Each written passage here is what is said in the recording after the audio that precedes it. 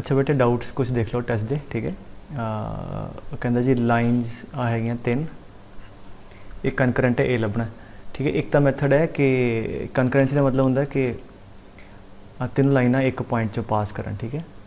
So one method can be कि इन्हां दोनों का जो पॉइंट ऑफ इंटरसैक्शन है, ठीक है, वो लभ लो तुसी सैमल्टेनियसली सॉल्व करके, ठीक है। वो जो पॉइंट आया अगर तीजी लाइन भी ये पास कर दी है तो यह पॉइंट जो भी तुसी कढ़िया है ना इनू सैटिस्फाई करेगा, ठीक है। दैट्स इट, ठीक है। अगे एक मैथड तुसी कमिंग वीडियो देखोगे उस कंडीशन होंगी है कि 3 लाइना कनकरेंट होने ते की है, राइट।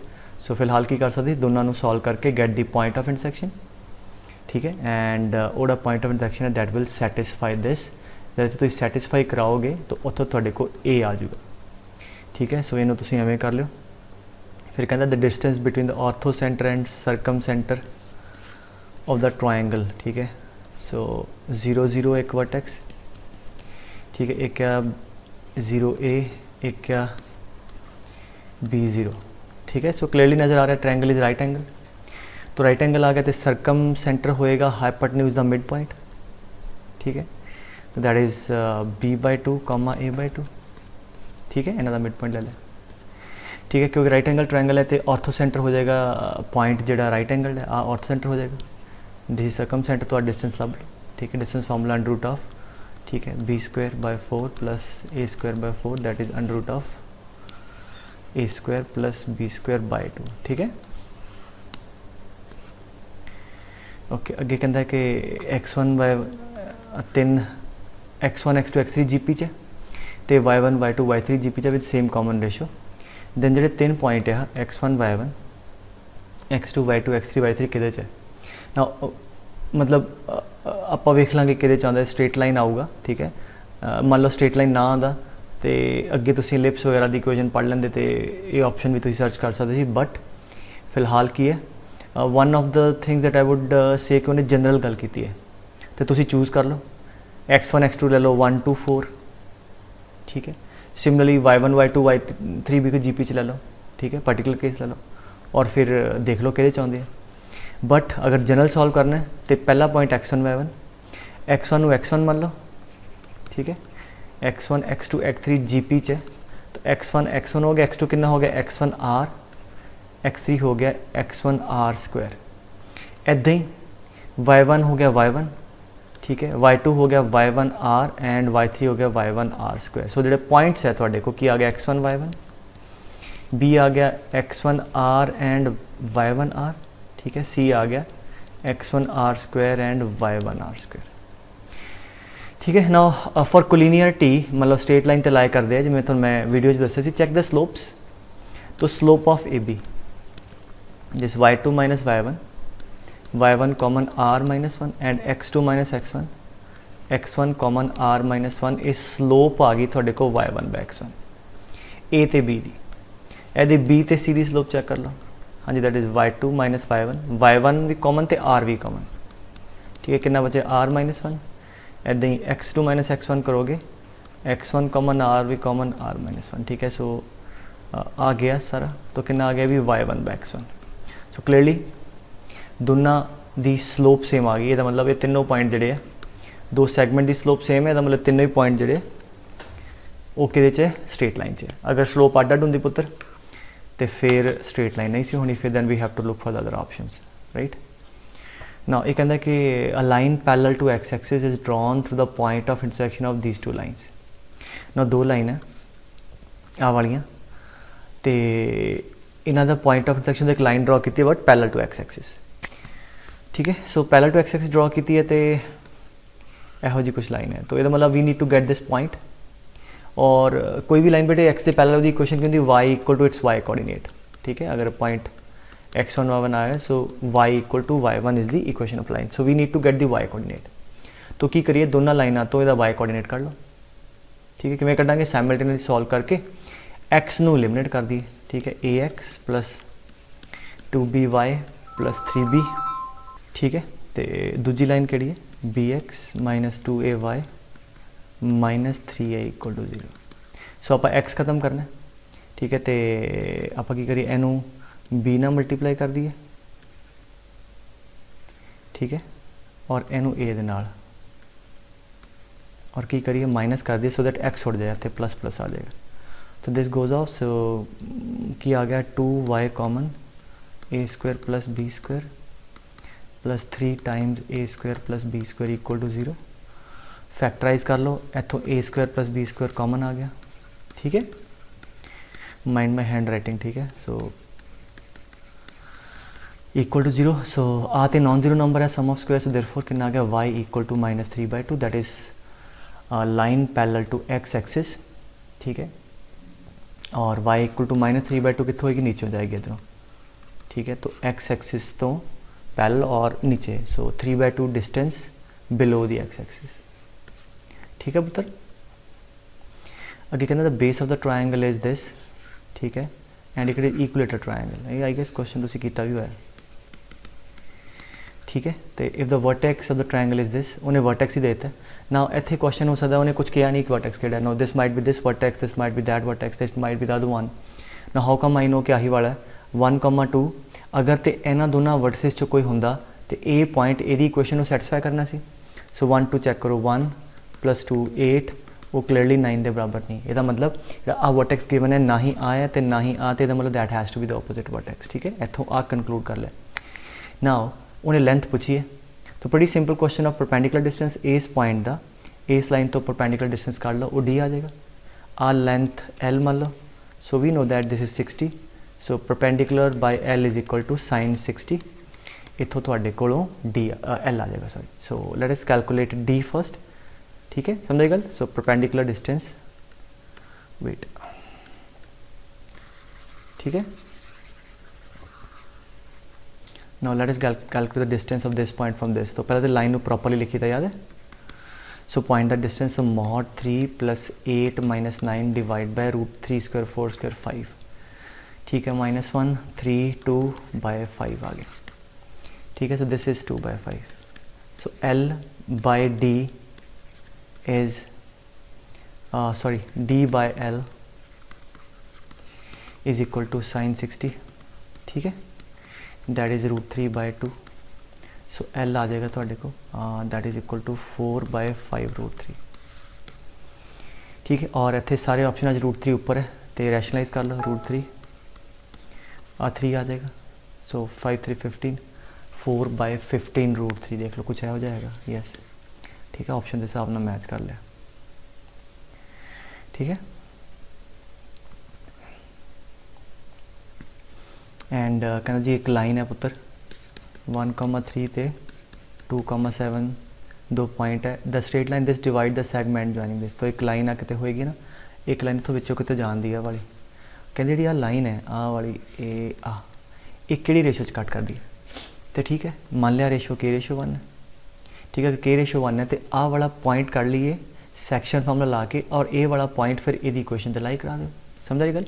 कहता लाइन सैगमेंट नू आ लाइन किहड़ी रेशो च कट कर दी। So let's suppose this point cuts in the ratio k ratio 1। Now let's calculate this point, so that is 2k + 1, ठीक है, by k + 1 and 7k + 3 by k + 1, ठीक है। मेरे को आधे कोऑर्डिनेट आ गए। Now this point must lie on this line, ठीक है। देयरफॉर आ x ते आ y इत्थे पुट कर दो, x ते y, तो therefore we have 3 times x 2k + 1 by k + 1 plus 7k + 3 by k + 1 equals to 9, ठीक है। So I guess we can solve for k, so that is 6k + 3 + 7k + 3 is equal to 9k + 9। So this is 7 + 6 13, ठीक है।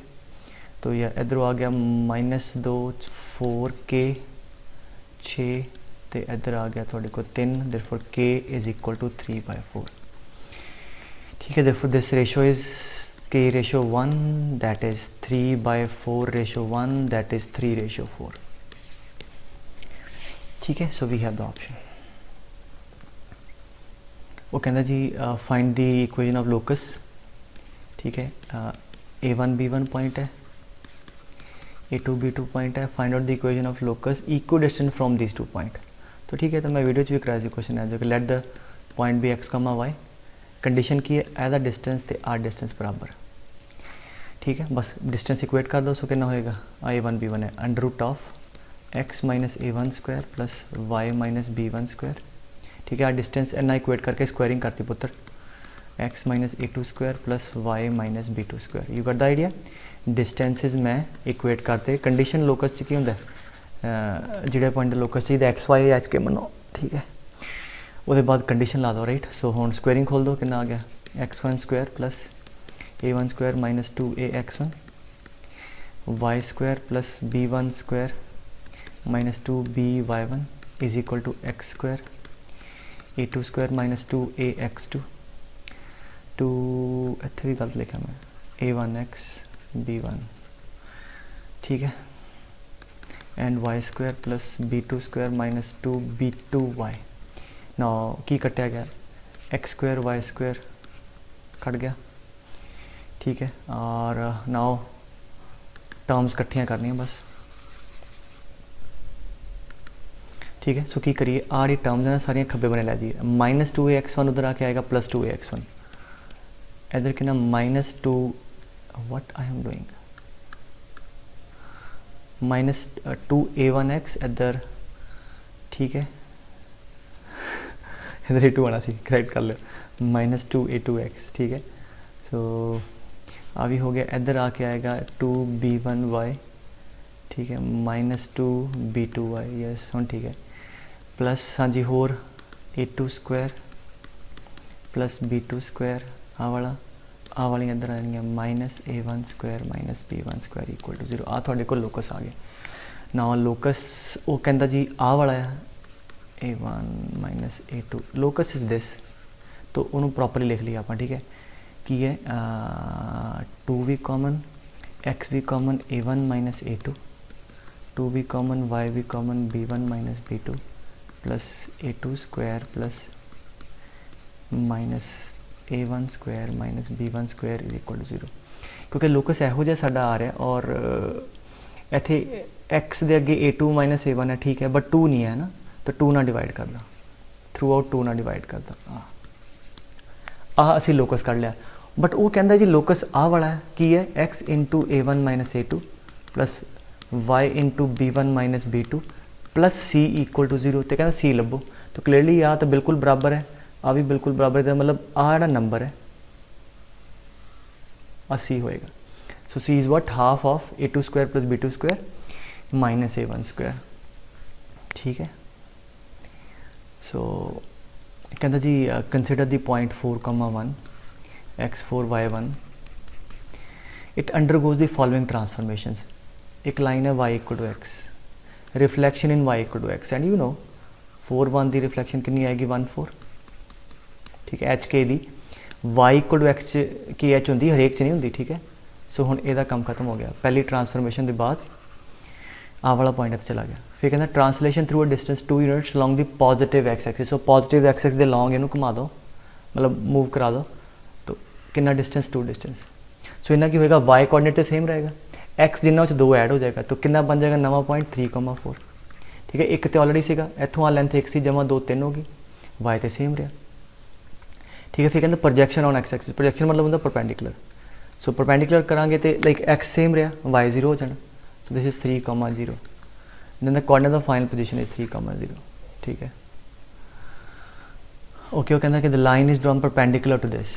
ठीक है, now any line की है 5x minus y equal to 0, any line perpendicular to this can be taken as x plus 5y is equal to k। याद है, change the coefficient, change the sign where k is a variable, right. तो ए line आ गई हुण, यदि for different values of के ए line पक्का ये perpendicular है। आ साडी वाली परपेंडिकुलर वाली लाइन, एक जी परपेंडिकुलर लाइन है, फिर जाके मिलती है कोऑर्डिनेट एक्सिस नूं कित्थे ए ते बी ते। तो अगर मैं लाइन ही पता है पुत्र, तो मैं पॉइंट ऑफ इंटरसेक्शन कढ सकदा किद्दां। आ ए कित्थे होएगा, पुट y 0, कितना हो गया k, 0। y एक्सिस नूं कित्थे मिलेगा, पुट x 0, 0, k/5। ठीक है, पॉइंट कर ले के दी टर्म च, और क्योंकि के अननोन है पुत्र, तो के नोन कराने वास्ते कोई ना कोई कंडीशन दी होगी पक्का। जो उन्हें लाइन की इक्वेशन पूछी है, जिवें मैं तुहानूं वीडियो कहा कि सर्टनली कोई ना कोई कंडीशन गिवन होएगी जिन्ना तुसीं के कढ सकदे। नो उन्हें दिता कि area of triangle O A B O origin है, तो एरिया कितना होएगा half base into height, and mod half mod of base is K into height is K by 5 is equal to 10। ठीक है, सो आ कितना हो गया 5 थे तो 10, 10 से 10 100, सो मॉड ऑफ के स्क्वायर इज इक्वल टू 100। ठीक है, मॉड ऑफ के स्क्वायर मतलब के स्क्वायर क्योंकि तो पॉजिटिव ही होंगे। ठीक है, देयरफॉर के इज इक्वल टू ठीक है +10 और -10। सो के दियाँ दो वैल्यू आ जानियाँ लॉजिकली। ठीक है, अगर आ लाइन है ये परपेंडिकुलर, ठीक है y इक्वल टू 5x है, एक इधर भी होएगी परपेंडिकुलर, एक नीचे भी होएगी, सो दैट ये दो ट्रायंगल सिमेट्रिकली बन गया, एक ऊपर तो एक नीचे है ना, उन्होंने एरिया सेम आएगा। तो ये तो मैं वैसे एडिशनल दसता। सो के दी वैल्यू 10 भी आएगी -10, तो दो आंसर आए ना थोड़े को। ठीक है, सो आ गया जो मल्टीपल ऑप्शन होंगे ना बेटे -10 वाला भी लेना सी। ठीक है, तो कहता जी इन अ ट्रायंगल दिस आ ए है 1 1, बी कितना है 4 -2, सी कितना है 5 5।